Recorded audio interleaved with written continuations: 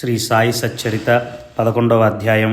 శ్రీ గణేశాయ నమ, శ్రీ సరస్వత్యై నమ, శ్రీ గురుభ్యో నమ, శ్రీ కులదేవతాయై నమ, శ్రీ సీతారామచంద్రాభ్యాం నమ, శ్రీ సద్గురు సాయినాథాయ నమ.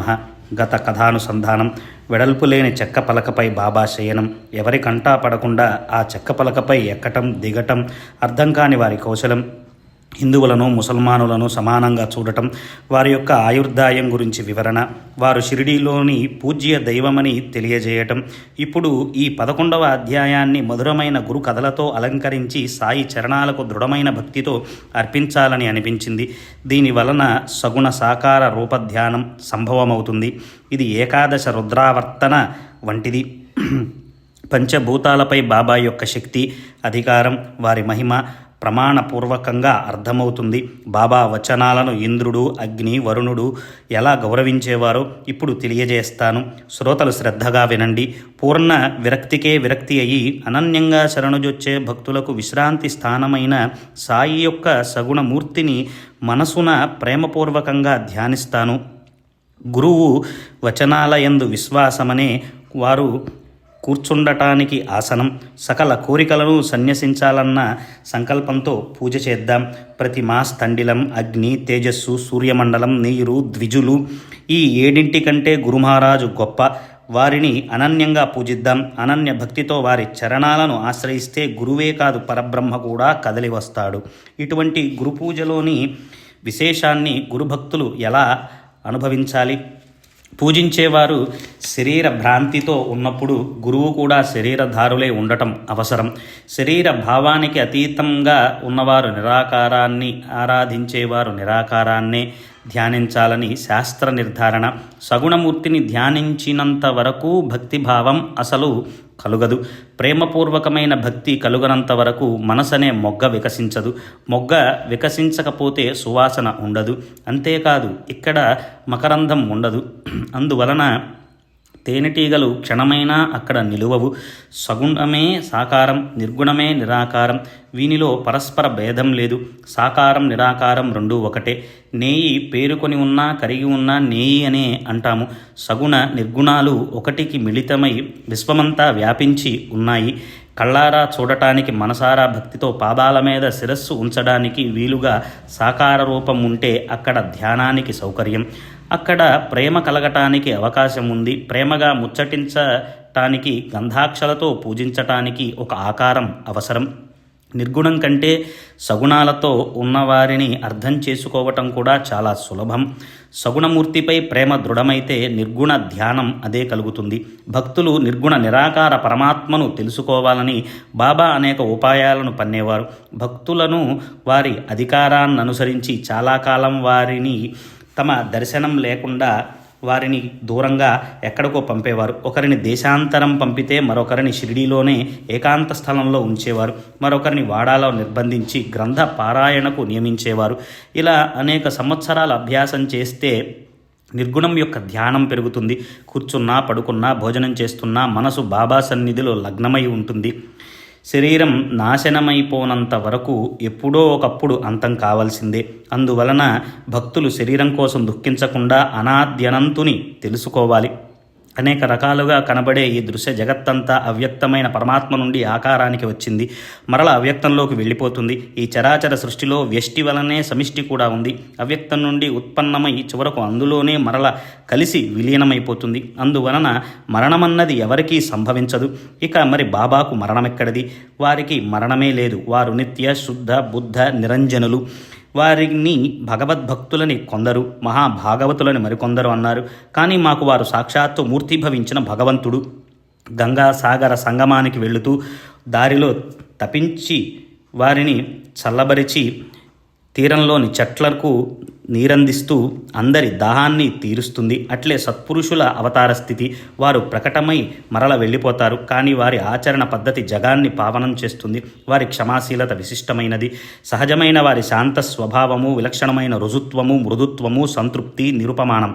శరీరధారులై కనిపించినా ప్రపంచంలో విహరిస్తున్నా వారు అంతరంగంలో నిర్గుణ నిర్వికారులు, నిస్సంగులు, నిర్ముక్తులు.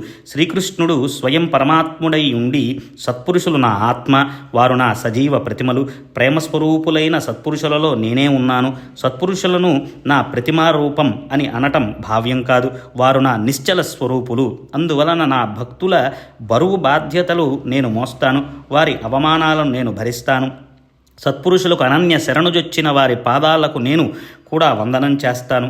వారి సత్పురుషుల మహిమను శ్రీకృష్ణుడు ఉద్ధవునితో చెప్పాడు. సాయి సగుణులలో సగుణుడు, నిర్గుణులలో నిర్గుణుడు, గుణవంతులలో అత్యుత్తమ గుణవంతుడు, మరియు సర్వశ్రేష్టమైన గుణాలున్న వారికి రాజు. కోరికలు తీరినవారు పర్యాప్త కాములు, కృతకృత్యుడు, సదా యాదృచ్ఛాలాభ సంతుష్టులు, అనవరతం ఆత్మనిరతులు, సుఖదుఖాలకు అతీతుడు, ఆత్మబంధానికి ఐశ్వర్యమైనట్టి ఆత్మానందానికి ఐశ్వర్యమైనట్టి వారిని ఎవరు వర్ణించగలరు? బ్రహ్మదేవునికి అవతారమైన వీరిని ఏ విధంగానూ వర్ణించలేము. ఈ అనిర్వచనీయమైన శక్తియే సాకార రూపంలో భూమిపై అవతరించింది. సచిదానందమూర్తి, జ్ఞాన సంవిత్తి ఇదే. ప్రపంచ వ్యవహారాల నుండి నివృత్తి చెందిన బ్రహ్మకారాంతః కరుణమూర్తి ఇదే. ఎల్లప్పుడూ ప్రపంచానికి అతీతంగా బ్రహ్మాత్మైక్య స్థితియందుండే కేవలానందమూర్తి. ఆనందో బ్రహ్మేతి అని శృతి. దీనిని శ్రోతలు నిత్యం శ్రవణం చేస్తారు, పుస్తక జ్ఞానులు పారాయణ చేస్తారు. భక్తులు ఈ అనుభవాన్ని షిరిడీలో పొందుతారు. ధర్మాధర్మాది లక్షణాలతో కూడిన ఈ ప్రపంచం అతి విలక్షణమైనది. ఆత్మజ్ఞానం లేనివారు అనుక్షణం దీని నుండి తమ్ము తాము రక్షించుకోవాలి. కానీ ఆత్మను తెలుసుకున్న వారికి ఇది వర్తించదు. వారు తమ ఆత్మస్వరూపంలోనే ఉంటారు. వారు నిత్య ముక్తులు, ఆనందమయులు, ఎప్పుడూ చిన్మయ రూపులు. సాయిబాబాయే అందరికీ అధిష్టానం. వారికి ఆసనం ఏమవసరం? అందున వెండి సింహాసనం. కానీ బాబా భక్తుల ముచ్చటను తీరుస్తారు. ఏనాటిదో ఒక పాత గోనె ముక్క పై భావికులైన భక్తులు చక్కటి గద్దెను వేసేవారు. బాబా వెనుక ఆనుకోవటానికి గోడను ఒక తలగడాను ఉంచేవారు. బాబా భక్తులు మనసులోని కోరికలను అనుసరించి ప్రవర్తించేవారు. వాస్తవంగా షిరిడీలో కనిపించినా వారు అంతటా ఉన్నట్లు తమ భక్తులకు నిత్యం అనుభవాలను కలుగచేసేవారు. స్వయం నిర్వికారులైన భక్తులు భావాలకు అనుగుణంగా అన్ని విధాల సకల పూజోపచారాలను స్వీకరించేవారు. ఒకరు వింజామర, మరొకరు వీవన వారికి వీచేవారు. కొందరు సన్నాయి, డోలు వగైరా వాద్యాలను వాయించేవారు. కొందరు పూజను సమర్పించేవారు. ఒకరు వారి హస్తాలను పాదాలను ప్రక్షాళనం చేసేవారు. మరొకరు అత్తరు గంధం అద్దేవారు. ఇంకొకరు మహానైవేద్యాన్ని జాజి, జాపత్రి మొదలగు 13 పరిమళ వస్తువులతో కూడిన తాంబూలాన్ని సమర్పించేవారు.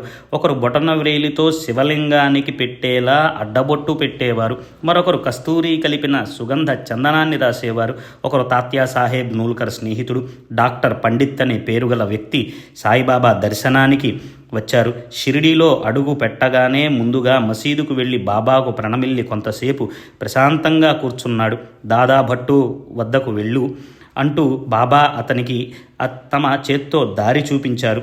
పండిత్ దాదా వద్దకు వెళ్ళాడు. దాదా అతన్ని సముచితంగా ఆహ్వానించాడు. ఆ తర్వాత దాదా బాబా పూజకు బయలుదేరి మీరు వస్తారా అని అడిగారు. దాదా వెంట పండిత్ వెళ్ళాడు.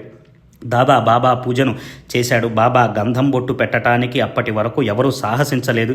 ఏ భక్తుడైనా సరే బాబా తమ నుదుట గంధం రాయనిచ్చేవారు కాదు. మహల్సాపతి మాత్రం వారి కంఠానికి చందనం పూసేవాడు, ఇతరులు వారి పాదాలకు పూసేవారు. కానీ అమాయకుడు భావికుడైన ఈ పండిట్ చందనం గిన్నెను తన చేతిలోకి లాక్కొని సాయి మస్తకాన్ని పట్టుకొని త్రిపుండ్ర రేఖలను దిద్దాడు. అతని ధైర్యాన్ని చూచి దాదా మనసులో పండిట్ సాహసానికి బాబా కోపోగ్రస్తులవుతారని కలవరపడ్డాడు. కానీ అలా జరగకూడనిది జరిగినా బాబా ఒక ముక్కైనా అనలేదు. సరికదా, చాలా ప్రసన్నంగా కనిపించారు.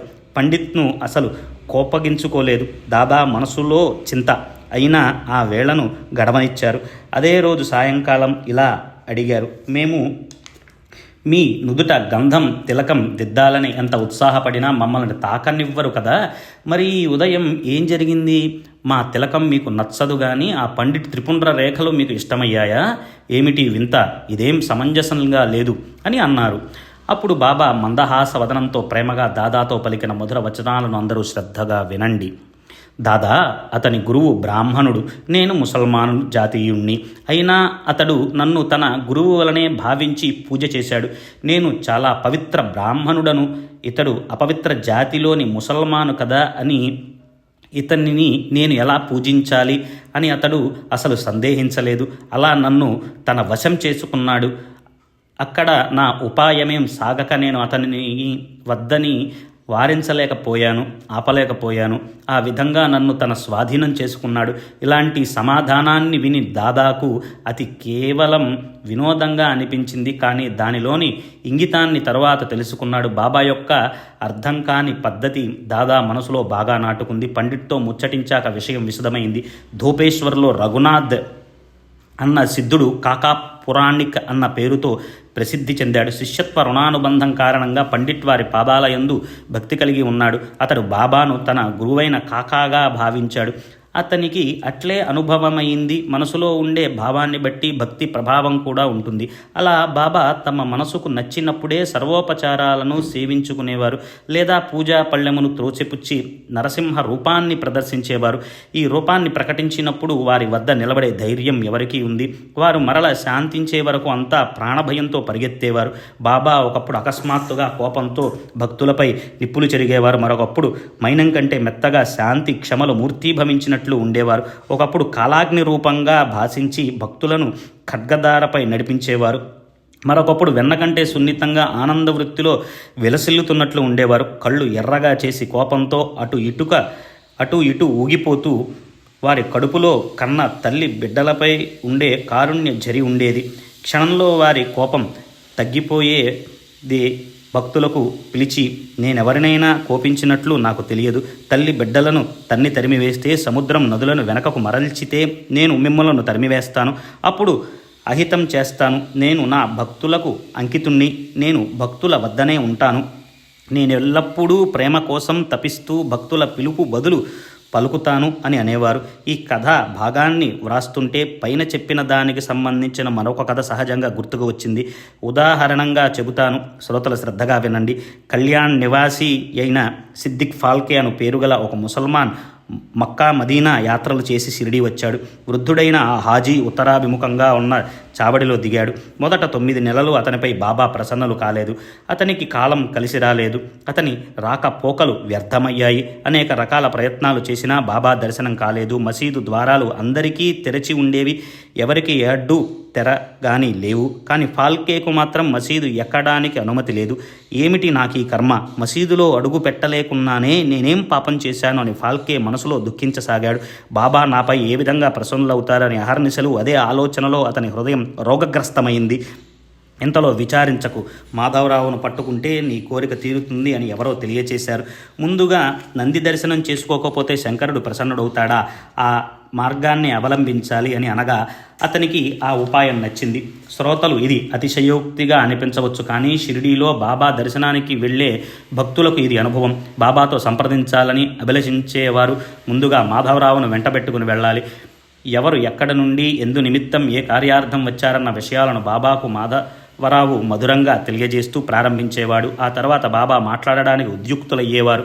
ఆ సంగతినంతా విని హాజీ మాధవరావును ఒకసారి నా ఈ తపనను తొలగించు, దుర్లభమైన బాబా దర్శనాన్ని కలిగించు అని బ్రతిమలాడాడు. అలా మాధవరావును వేడుకోగా అతడు కష్టమైన సరే ప్రయత్నించి చూడాలి అనుకున్నాడు. ధైర్యాన్ని కూడగట్టుకుని మసీదుకు వెళ్ళాడు. చాలా మెల్లగా, బాబా, ఆ వృద్ధుడు చాలా బాధపడుతున్నాడు, అతన్ని కరుణించండి. హాజీ మక్కా మదీనా యాత్రలు చేసి షిరిడీ తమ దర్శనానికి వచ్చాడు. అతనిపై దయ చూపటం లేదు మీరు ఎందుకు? అతనిని మసీదుకు రానివ్వటం లేదు. జనులు అసంఖ్యాకంగా వచ్చి మసీదులో మీ దర్శనం చేసుకుని వెళుతున్నారు కదా, మరి ఇతని విషయంలో విషమభావం ఎందుకు చూపుతున్నారు? ఒక్కసారి మీ కృపాదృష్టిని ప్రసరించండి. అతడిని మసీదులోనికి మిమ్మల్ని కలుసుకోవటానికి అనుమతినివ్వండి. తమ మనసులలో మాటను చెప్పుకొని వెంటనే వెళ్ళిపోతాడు అని చెప్పాడు. శ్యామా, నువ్వు ఇంకా ముక్కు పచ్చలారని పసివాడివి. అతనిపై అల్లా అనుగ్రహం లేకపోతే అతనిని నేనేం చేయగలను? అల్లా మియాకు రుణపడి ఉండకపోతే ఎవరైనా మసీదు ఎక్కగలరా? ఇక్కడి ఫకీరు లీల అపూర్వం. నేను అతనికి యజమానిని కాను. సరే, అక్కడ బారవి అంటే బావి సమీపంలో వెనక ఇరుకు బాట ఒకటి ఉన్నది. అతడు ఆ మార్గంలో వస్తాడా అని వెళ్ళి స్పష్టంగా అడుగు అని అన్నారు. ఎంతటి కష్టమైన మార్గమైనా వస్తాను. నేను వారిని ప్రత్యక్షంగా కలుసుకోవాలి. నన్ను వారిని చరణాల వద్ద కూర్చోనివ్వాలి అని ఫాల్కే చెప్పాడు. శ్యామ ద్వారా అతని సమాధానాన్ని విని బాబా 4 వాయిదాలతో 40,000 రూపాయలు ఇస్తాడా అని అడుగు అన్నారు. మాధవరావు మాటను విని హాజీ ఈ మాట అడగాల, వేలు ఏమిటి అడగాలే కానీ 40 లక్షలన్నా ఇస్తాను అని అన్నాడు. అది విని బాబా, ఈరోజు మా మసీదులో మేకను కోయాలని ఉంది, మరి నీకు మాంసం కావాలా, లేక ఎముక మాంసం కావాలా, లేక వృషణాలపై కోరిక అని ముసలివాణ్ణి నిశ్చయంగా ఏది కావాలో వెళ్ళి అడుగు అని చెప్పారు. బాబా అన్న మాటలన్నీ మాధవరావు హాజీతో చెప్పాడు. హాజీ, నాకేమీ వద్దు, వారికి ఇవ్వాలని ఉంటే నా కోరిక ఒకటే, కొలంబాలోని ఒక ముక్క లభిస్తే చాలు, కృతకృత్యుణ్ణవుతాను అని చెప్పాడు. హాజీ చెప్పిన మాటలను మాధవరావు తిరిగి వచ్చి బాబాకు మనవి చేశాడు. వెంటనే బాబా ఉగ్రులయ్యారు. మట్టి పాత్రను, నీళ్ల కుండను స్వయంగా పైకి ఎత్తి ద్వారం వైపు విసిరివేశారు. తమ చేతితో కర్ర కొరుకుతూ హాజీ వద్దకు వచ్చారు. తమ కఫనీని 2 చేతులు పట్టుకుని హాజీ ఎదుట కఫనీని పైకి లేవనెత్తి, నీ మనసులో ఏమనుకుంటున్నావు? నా ముందా నీ ప్రతాపం? ముసలివాడిలా బడాయి చూపిస్తున్నావు? ఇలాగేనా ఖురాన్ పఠించటం, మక్కా యాత్ర చేశానని గర్విస్తున్నావు కానీ నన్ను ఎరుగలేకున్నావు అని అతనిని అవమానించారు. అవాచ్య శబ్ద ప్రవాహాలను చేశారు. హాజీ చాలా గాబరా పడ్డాడు. బాబా వెనుకకు తిరిగి వచ్చేశారు. మసీదు ప్రాంగణంలోకి ప్రవేశిస్తూ తోటమాలి మామిడి పళ్ళను అమ్మటం చూశారు. మొత్తం బుట్టను కొని హాజీకి పంపారు. వెంటనే వెనుతిరిగి మరల ఆ హాజీ వద్దకు వెళ్ళారు. తమ జేబులో నుండి డబ్బు తీసి 55 రూపాయలను లెక్క కట్టి అతని చేతిలో లెక్క పెట్టారు. అప్పటి నుండి అతనిపై ప్రేమ కలిగి అతనిని భోజనానికి ఆహ్వానించారు. ఇద్దరూ అంతా మరచిపోయారు. హాజీ ఆత్మానందంలో తల్లీనుడయ్యాడు. ఆ తర్వాత అతడు యథేచ్ఛగా వస్తూ పోతూ బాబా ప్రేమలో మునిగిపోయాడు. బాబా అతనికి అప్పుడప్పుడు రూపాయలను ఇచ్చేవారు. మేఘాలను కూడా శాసించగల సాయి సమర్థులు ఒకసారి ఇంద్రుని ప్రార్థించడం చూసి ఆశ్చర్యం కలిగింది. అతి భయంకరమైన సమయం. ఆకాశమంతా చీకటి కమ్ముకుపోయింది. జంఘాక మారుతం వీస్తుంటే పశువులకు పక్షులకు భీతి బాటిల్లింది. సూర్యుడు అస్తమించి సాయంకాలమైంది. అకస్మాత్తుగా సుడిగాలి వీచి అది ప్రబలమై భయంకరమైన సంచలనం చెలరేగింది. మేఘాలు ఉరుములయ్యాయి. విద్యుల్లతలు మెరుపులు, గాలి యొక్క భయంకర శబ్దం, పెద్ద వర్షం, ముసలధారలతో మేఘాల వర్షం, టప టపమని వడగళ్ళు చప్పుడు. గ్రామస్తులు భయపడిపోయారు. దూడలు పశువులు అరవసాగాయి. బికారులు భిక్షగాళ్ళు మసీదు చూరు క్రింద తలదాచుకోవటానికి వచ్చారు. పశువులు దూడలు కూడా మసీదులో ఒక దగ్గర చేరాయి. మసీదు కిక్కిరిసింది. నలువైపులా నీరే. గడ్డి కొట్టుకొని పోయింది. కళ్ళాలలోని పంటంతా తడిసిపోయింది. జనం ఆందోళన పడ్డారు. గ్రామస్తులంతా గాబరా పడిపోయి మసీదులోని సభామండపంలోనికి వచ్చి నిండిపోయారు. కొందరు మసీదు చూరు కింద ఉండి బాబాతో మొరపెట్టుకుంటున్నారు. జోగులాంబ, జాఖాలమ్మ, మరిడమ్మ, శని, శంకరుడు, అంబాబాయి, మారుతి, ఖండోబా, మహల్సమ్మ వగైరా దేవీదేవతలు షిరిడీలో ఎన్నో చోట్ల ఉన్నారు. కానీ కష్ట పరిస్థితులలో ఉన్న గ్రామస్తులకు ఏ ఒక్కరూ అక్కరకు రాలేదు. మాట్లాడుతూ, నడుస్తూ, పరుగెత్తుతూ వారి కష్టాలలో ఆదుకునేది ఒక్క సాయియే. వారికి ఏ కోడో లేక మేకో అవసరం లేదు. 1 2 రూపాయలు అవసరం లేదు. వారు కేవలం భక్తినే ఆశిస్తూ కష్టాలను తుడిచివేస్తారు. ఆ బీభత్సానికి ప్రజలు భీతి చెందటం గమనించిన సాయి మహారాజ్ అమితంగా కరిగిపోయారు. తమ ఆసనం నుండి లేచి ముందుకు వచ్చి మసీదు అంచున నిల్చున్నారు. మేఘాలు ఉరుములతో ఆకాశం దద్దరిల్లిపోయింది. ఉరుములు ఉరిమి మెరుపులు మెరుస్తున్నాయి. సాయి మహారాజ్ అక్కడ నిలచి గట్టిగా ఉచ్చస్వరంతో కేకలు వేశారు. భగవంతునికి తమపై కంటే తన భక్తులపై, సాధు సత్పురుషులపైన ప్రేమ ఎక్కువ. అందువలన దేవుడు వారు చెప్పినట్లు చేస్తాడు. భక్తుల కోసమే అవతరిస్తాడు. భక్తుల మొర విని వారిని రక్షించవలసినదే. భక్తులు భావాన్ని గుర్తుంచుకొని తను ఇచ్చిన మాటలను నిలబెట్టుకుంటాడు. బాబా యొక్క కేకలపైన కేకలు. శబ్దం విచిత్రంగా మసీదు కదిలిపోతుందా అన్నట్లు అందరి చెవులు దెబ్బళ్ళు పడిపోయాయి. ఆ పెద్ద శబ్దం పర్వతాలలో ప్రతిధ్వని వలె మసీదులో, మందిరాలలో ప్రతిధ్వనించింది. మేఘ గర్జనలు, వర్షధారలు ఆగిపోయినాయి.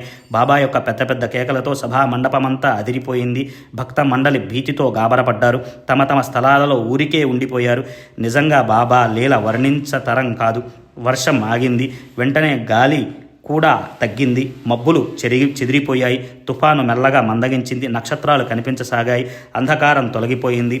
ఆ తర్వాత వర్షం, తుఫాను, గాలి పూర్తిగా తగ్గిపోయాయి. ఆకాశంలో చంద్రుడు కనిపించసాగాడు. అందరికీ ఆనందం కలిగింది. ఇంద్రునికి దయ కలిగిందని అనిపించింది. సత్పురుషులు వాక్కును నిలబెట్టాలి కదా. మరి వాతావరణం శాంతించగానే మేఘాలు 12 దిశలుగా వెళ్ళిపోయాయి. వర్షం తగ్గిపోయింది. గాలి మందంగా వీచింది. ఉరుములు పూర్తిగా ఆగిపోయాయి. పశువులు పక్షులకు ధైర్యం వచ్చింది. దూడలు, పశువులు, ఇళ్ళు సూర్యుల క్రింద నుండి బయటకు వచ్చి నిర్భయంగా తిరగసాగాయి. పక్షులు కూడా ఆకాశానికి ఎగిరిపోయాయి. భయంకర పరిస్థితి నుండి రక్షించిన బాబా యొక్క ఉపకారాన్ని గ్రహించి జనులంతా తమ తమ ఇళ్లకు వెళ్ళిపోయారు. పశువులు కూడా ధైర్యంగా వెళ్ళిపోయాయి. ఈ విధంగా మూర్తీభవించిన కరుణ రసమే సాయి. వారు బిడ్డల గురించి కన్న తల్లి వలె కలవరపడతారు. భక్తుల యందు వారికి ఉన్న అత్యంత ప్రేమను నేనెంతని గానం చేయను. సాయి బాబాకు అగ్నిపై కూడా ఇటువంటి ప్రభావమే ఉన్నది. ఈ విషయంలో శ్రోతలు ఒక సంక్షిప్త కథను శ్రద్ధగా వింటే బాబా యొక్క అపూర్వ శక్తి అర్థమవుతుంది. ఒకసారి మధ్యాహ్న సమయాన ధునిలో అగ్ని బాబా అందుకుంటుంది. ఆ అగ్ని జ్వాలలు కల్లోలంగా పైకి లేస్తుంటే ఆ సమీపంలో ఎవరు ఉండగలరు? ప్రచండంగా మండుతున్న అగ్ని జ్వాలా శిఖలు మసీదుపై కప్పును తాకుతున్నాయి. ఆ క్షణం మసీదు మండి బూడిదైపోతుందేమో అని అనిపించింది. జనమంతా చింతిస్తుంటే బాబా మాత్రం ప్రశాంతంగా ఉన్నారు. ఏమిటి బాబా యొక్క వైఖరి అని జనమంతా ముక్కు మీద వేలేసుకున్నారు. నీళ్లు పట్టుకొని రండి అని ఒకరంటే పోసేవారెవరని మరొకరన్నారు. అలా పోస్తే బాబా సటకాతో కొడతారేమో. అమ్మో, అక్కడికి ఎవరు వెళ్ళగలరు? అందరికీ అధైర్యమే. బాబాను అడిగితే ధైర్యం ఎవరికీ లేదు. అప్పుడు బాబా చిరాకుగా సటకా పైన చెయ్యి వేశారు. రగులుతున్న అగ్ని జ్వాలను చూచి సటకాను చేతిలోకి తీసుకుని దెబ్బపై దెబ్బ కొడుతూ వెనక్కు వెళ్ళు అని అన్నారు. ధునికి ఒక మూర దూరంలో ఉన్న స్తంభం పైన సటకాతో కొడుతూ జ్వాలల వైపు చూస్తూ శాంతించు, శాంతించు అని అన్నారు. ఒక్కొక్క దెబ్బకు జ్వాలలు తగ్గి ధుని శాంతించింది. అలా అందరి భయం పారిపోయింది. సత్పురుషులలో శ్రేష్ఠుడైన ఈ సాయి పరమేశ్వరుని మరో అవతారం. వారి చరణాలపై శిరస్సు నుంచితే వారు తమ కృపాహస్తాన్ని ఉంచుతారు. స్వస్థ చిత్తులై భక్తి శ్రద్ధలతో నిత్యం ఈ అధ్యాయాన్ని పారాయణం చేస్తే ఆపదల నుండి విముక్తులవుతారు. ఇంకా అధికంగా చెప్పాలంటే శుద్ధాంతఃకరణంతో, నిర్మలమైన మనసుతో, నియమనిష్టలతో సాయి భక్త పరాయణులైతే శాశ్వతమైన సనాతన పరబ్రహ్మను పొందగలరు. అసాధారణమైన మీ అభీష్టాలు కూడా తీరతాయి. అంటే కోరికలన్నీ కూడా తీరతాయి. చివరకు పూర్తిగా ఏ కోరికలు లేని వారై దుర్లభమైన సాయుధ్య ధామాన్ని చేరుకుంటారు. ఎప్పుడు చెదరని ఎడతెగని శాంతిని, తృప్తిని పొందుతారు, కలుగుతాయి. పరమార్థ సుఖాన్ని, పరమార్థ జ్ఞానాన్ని అనుభవించాలని మనసులో కోరుకునే భక్తులు ఈ అధ్యాయాన్ని మరల శ్రద్ధగా శ్రవణం చేయండి. దాని వలన చిత్తవృత్తి పరిశుద్ధమవుతుంది. ఈ కథాశ్రవణంలో మనసుకు పరమార్థ ప్రవృత్తి కలుగుతుంది. అరిష్టాలు తొలగిపోతాయి. ఇష్ట దేవతారాధన ప్రాప్తి కలుగుతుంది. బాబా యొక్క లీల అనుభవాలను తెలుసుకోండి. హేమాడ్ పంత్ సాయికి శరణుజొచ్చి అతి పావనమైన తరువాతి అధ్యాయంలో గురు శిష్యుల మహిమ, గురుపుత్రునికి గోలప్ గురు దర్శనం, శిష్యుడు తమ గురువును ఎట్టి పరిస్థితులలో త్యజించరాదు, అంటే విడిచిపెట్టకూడదు అని సాయి ప్రత్యక్షంగా అనుభవాన్ని కలుగచేశారు. భక్తి భావాన్ని దృఢపరిచారు. బాబా పాదాల వద్దకు వచ్చిన ప్రతి ఒక్క భక్తునికి వారి దర్శనంలో విశేషం. ఒకరికి ఒకలా, మరొకరికి మరోలా దర్శనమిచ్చి బాబా వారిని అందులోని దృఢపరిచేవారు. స్వస్తి శ్రీ సంత సజ్జన ప్రేరితము భక్త హేమాడ్ పంత్ విరచితమైన శ్రీ సాయి సమర్థ సచ్చరితంలో శ్రీ సాయి మహిమార్ణవనమను 11వ అధ్యాయం సంపూర్ణం. శ్రీ సద్గురు సాయినాథార్పణమస్తు. శుభం భవతు.